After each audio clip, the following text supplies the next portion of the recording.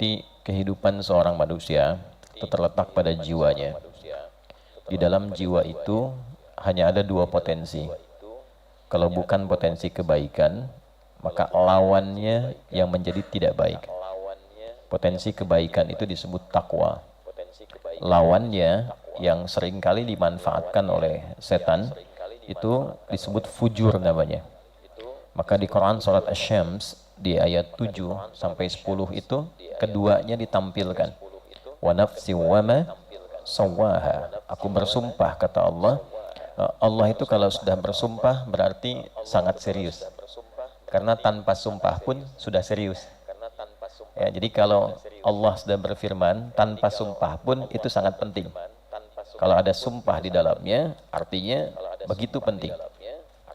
Nah, saking pentingnya kita mengenali diri kita dan mampu mendalami tentang keadaan jiwa kita supaya tidak sakit jiwanya. Ya, supaya tidak sakit apa?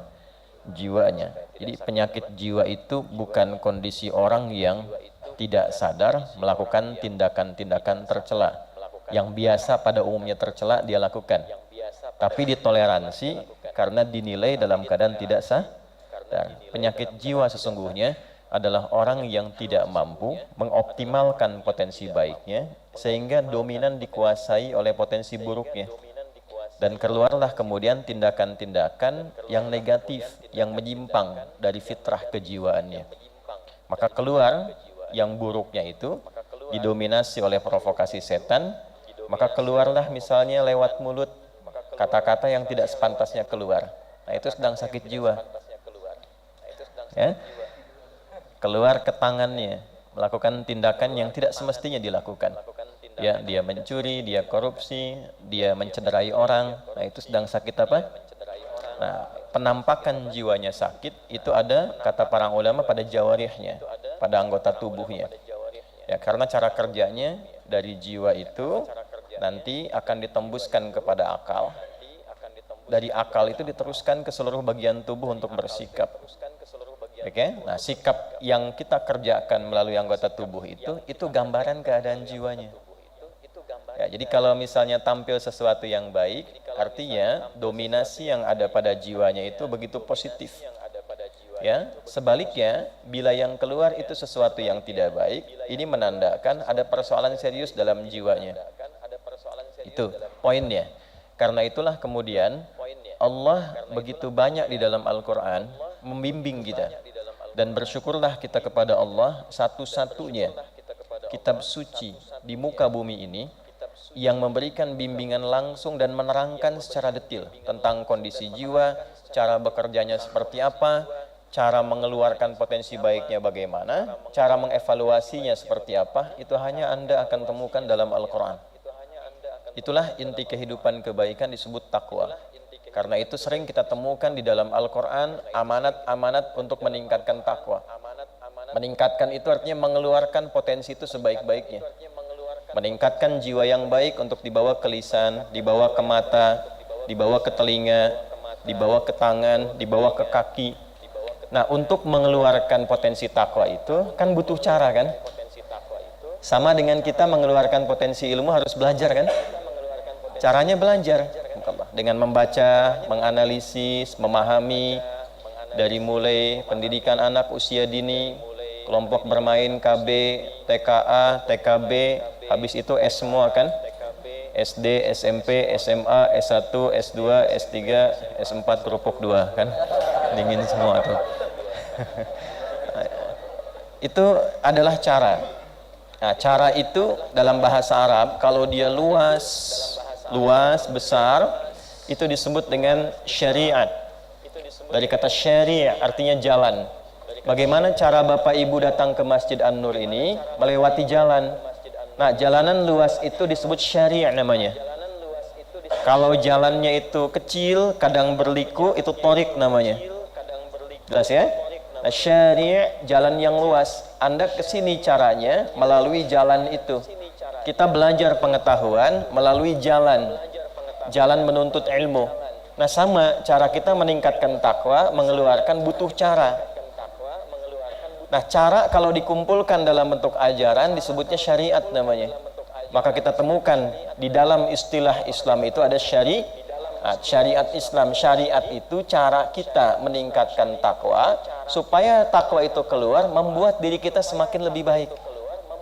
Jadi orang itu kalau sudah berislam mengerjakan syariat pasti jadi baik. Tidak ada orang Islam yang tidak baik, kecuali yang mengatakan dirinya muslim tapi tidak mengerjakan jalannya, sehingga tidak mampu berislam dengan cara yang baik. Bapak Ibu boleh cek. Saya kan sering katakan di berbagai kesempatan, kenapa Islam itu ketika dituntun oleh Nabi Muhammad SAW dan dipraktekkan, dituntun dan dipertontonkan di kalangan masyarakat, dipilihkannya oleh Allah di tingkat kriminal yang tertinggi pada masa itu, sehingga disebut jahiliyah. Kenapa tidak di tempat orang-orang yang mungkin sebagiannya ada yang baik gitu, tapi dipilihkan yang memang tingkat kriminalnya paling tinggi untuk menunjukkan betapa istimewanya Islam itu. Bisa merubah orang yang tingkat kriminal tertinggi, titik nadir bahasa kerennya itu, yang paling buruk, tiba-tiba bisa berubah, bertransformasi bahasa kininya, menjadi pribadi terbaik yang kebaikannya melintasi zaman. Dikenal sampai sekarang. Padahal belum pernah ketemu. Ya kan? Pernah ketemu Umar nggak? Bukan Umar yang jualan soto itu bukan ya, Umar bin Khattabnya belum pernah kan ya, tapi kan sampai hari ini kita dapati namanya kan, sampai nama itu diduplikasi, ditiru. Pengen punya nama anak ya namanya Abu Bakar, pengen punya nama anak Umar. Ada nggak yang namanya Abu Dzar Al-Ghifari? Ya, padahal Ghifari itu dulu itu adalah kota begal. Ya, jadi semua orang yang suka begal itu di kampung Ghifar. Al-Ghifari itu artinya kampung begal. Ya. Pimpinannya Jundub bin Junadah gitu. Jadi kalau Abu Dzar Al-Ghifari itu asalnya adalah seorang yang berasal dari kota begal. Tapi banyak kan yang pengen pakai nama itu. Karena setelah masuk Islam, tiba-tiba beliau berubah jadi orang baik, yang kebaikannya luar biasa, dan merubah kampungnya dari kampung begal menjadi kampung terbaik di masanya, dan itu viral sehingga bangga dengan nama daerahnya. Itu sebabnya kalau orang baik itu jadi begitu baik dan dikenal kebaikannya, maka ada cahaya di kampungnya sehingga warga kampung merasakan cahaya itu dan nama kampungnya pun berubah jadi baik. Nah, demikianlah kemudian kita kalau mampu kita mengeluarkan sifat-sifat kebaikan dalam wujud takwa itu dengan jalan syariat. Apa syariat itu wujudnya? Itu yang kita sebut dengan ibadah. Karena itu dalam sholat ada takwa, dalam puasa ada takwa, dalam umrah haji ada takwa. Dzalikal kitabu la hudal lil. Nah, siapa mutakin orang takwa itu? Ayat 3-nya. Alladzina yu'minuna bil ghaibi wa yuqimunas. Nah, jadi ketika ibu, saya, kita diminta menunaikan sholat bukan ingin memberikan beban, tapi sholat itu akan merubah kita menjadi pribadi yang lebih baik. Itulah sebabnya ketika ada orang bertanya, kenapa saya mesti sholat? Allah langsung jawab, innas sholata tanha 'anil fahsya wal munkar. Sholat itu kalau benar dikerjakan mampu membebaskan pelakunya, orang sholat itu, dari dua sumber keburukan, baik fahsya ataupun munkar. Nah, itulah rahasianya kenapa anak baru fase tumbuh berkembang, usia 7 tahun yang diajarkan pertama kali sholat. Mengapa? Karena diharapkan anak itu tumbuh menjadi pribadi yang baik di masa depan. Ya ayyuhalladzina amanu kutiba alaikumus kama kutiba alal ladzina min qablikum la'allakum tattaqun. Di dalam puasa ada takwa. Itulah sebabnya kenapa orang puasa cenderung bisa menjadi lebih baik dibandingkan saat dia tidak puasa.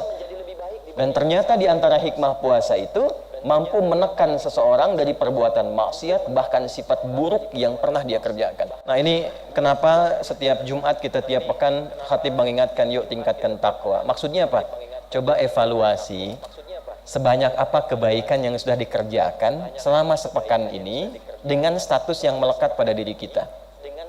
Misal datang ke Jumat ya, ketika mendengar khatib mengatakan, jamaah sekalian, mari kita tingkatkan takwa. Lekatkan statusnya. Sebagai anak, berapa kebaikan yang telah kita munculkan kepada orang tua?